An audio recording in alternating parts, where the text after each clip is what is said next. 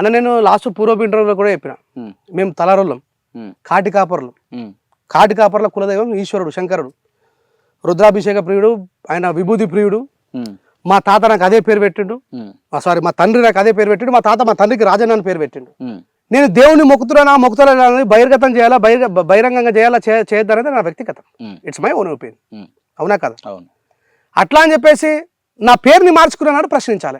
వీడు వేరే మతంలోకి పోయినట్టు, అందుకే మరి ఇప్పటికి కూడా నా ఐడి కార్డు చూపెట్టమని, నా క్యాష్ చూపెట్టమని చూపితే, ఏ చూపెట్టమని చూపితే కెమెరా ద్వారా పేర్లు ఏముంటుంది చెప్పి ఇవాళ పేర్లు ఎవరు మార్చుకుంటలేరు. మరి నేను ఏ చర్చికి పోయి ప్రార్థన అయితే, ఏ మసీదుకు పోయి నమాజ్ చేస్తే, ఇట్లనే పోతూ మా ఊర్లో ఒక రౌండ్ వేసిపోయి మరి ప్రజాభిప్రాయం కూడా తెలుస్తుంది కదా. నేనైతే వాళ్ళు మార్చుకోనుగా. రాజేష్ నిజంగా ఎప్పుడైనా చర్చిలోకి పోయి ప్రేయర్ చేస్తారా, చర్చిలోకి పోతారా, దొంగసాటిన మసీదులోకి పోయి వస్తారా?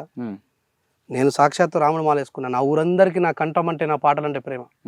మా ఊరోళ్ళందరికి ఒక పాట వాడరాదే? 100 సార్లు వాడు. ఒక్క పాట ఇప్పుడు వాడరాదు? నీకోసం పాడతానా? తప్పే ఉందన్న. నేను వాళ్ళందరూ ఖచ్చితంగా నాతో వాడించుకునే పాట ఏంటంటే, నేను రాముడు మాల వేసుకున్నా కాబట్టి, రామా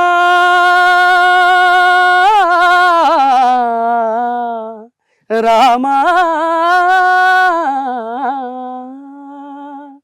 అందరి బంధువయ్యా భద్రాచల రామయ్యా, ఆదుకునే ప్రభువయ్యా మా అయోధ్య రామయ్యా, చేయూతనిచ్చేవాడయ్యా మా సీతారామయ్యా, కోర్కెలు తీర్చేవాడయ్యా కోదండ రామయ్యా, అందరి బంధువయ్యా భద్రాచల రామయ్యా. అట్లా ఎన్నో పాటలు వాడినా. నాకు ఎక్సలెంట్ అన్న, బాగా వాడినా. అయితే నేను ఒక విషయం చెప్పనా, ఒకవేళ ఈ వీడియో ఈ పాట పాడింది కనుక మేము ప్రోమోలో లేక ముంగడైతే కింద కామెంట్ వచ్చే కామెంట్ చెప్తా, నేను రంజర్ల రాజేష్ కు బుద్ధి వచ్చింది అని అంటారు. సరే నేను అందుకే చెప్పిన, నేను ఒకటే నేను ఫస్ట్ నుంచి ఒక మాటను పదే రిపీట్ చేసిన, యథాదృష్టి తథాదృశ్యం. దయచేసి మీడియా బాధ్యతాయుతంగా ప్రవర్తించి భయపడి పాట పాడిన రంజర్ల రాజేష్ అని మాత్రం అనొద్దు. భయము లేకపోవడం నా వ్యక్తిగతం. నేను సాక్షాత్ మళ్ళీ చెప్తున్నా, మా కులదైవం పరమశివుడు. ఎవరు? సాక్షాత్ పరమశివుడు. ఆయన కాటి కాపరి, ఆయన కాటిలోనే ఉంటాడు, విభూతి పూసుకుంటాడు. ఆ వృత్తి చేస్తున్న వ్యక్తులం మేము. నన్ను శివుడి దగ్గరికి రావద్దంటే బజాయిస్తా. నా జాతిని ఎవడైనా సరే నువ్వు ఇడికి రావద్దు ఆడికి రావద్దు, భారతీయుడిగా ఈ దేశంలో ప్రతిదాని మీద నాకు ఖచ్చితంగా అవకాశం ఉన్నది, ఉండాలి. అదే రాజ్యాంగం చెప్తున్నది. హిందూ మతం గురించి పక్కన పెడితే ఫైనల్ గా క్రైస్తవుల గురించి, క్రైస్తవుల పైన కూడా మీరు కొంచెం ఫైర్ అయ్యే విధంగా కొన్ని విషయాలలో మాట్లాడారు. ఫైర్ అయ్యే విధంగా అంటే ఎట్లా ఉంటుంది అంటన్నా, ఇప్పుడు అప్పటిదాకా మనతోనే ఉంటాడు వాడు. సరే నువ్వు ఒక నూతన మార్గాన్ని ఎంచుకున్నప్పుడు ఇంతకంటే అద్భుతమైనటువంటిది అభ్యుదయ భావజాలం కలిగింది ఉండాలి తప్ప దీనికంటే వేస్ట్ అయితే ఎందుకు?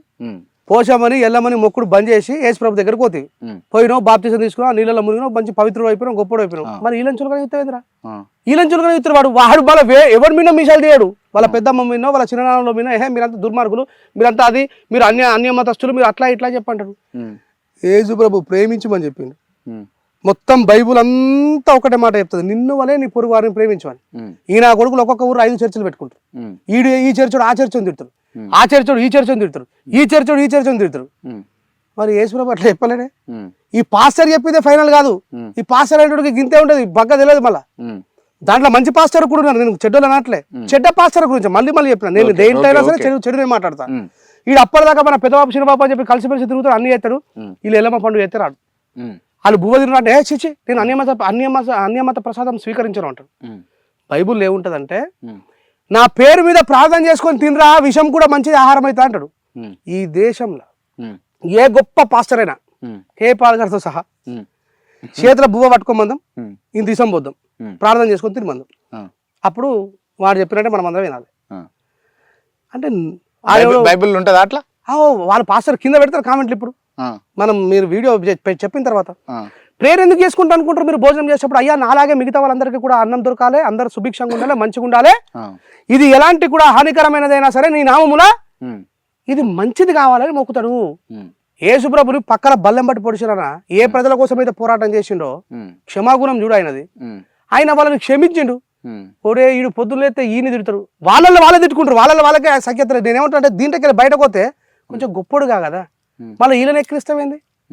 ఎల్లమని మొక్కిన పోషమని మొక్కిన వీళ్ళని వెక్కిరిస్తాడు. మరి వీడు ఎట్లా గొప్పడవుతాడు?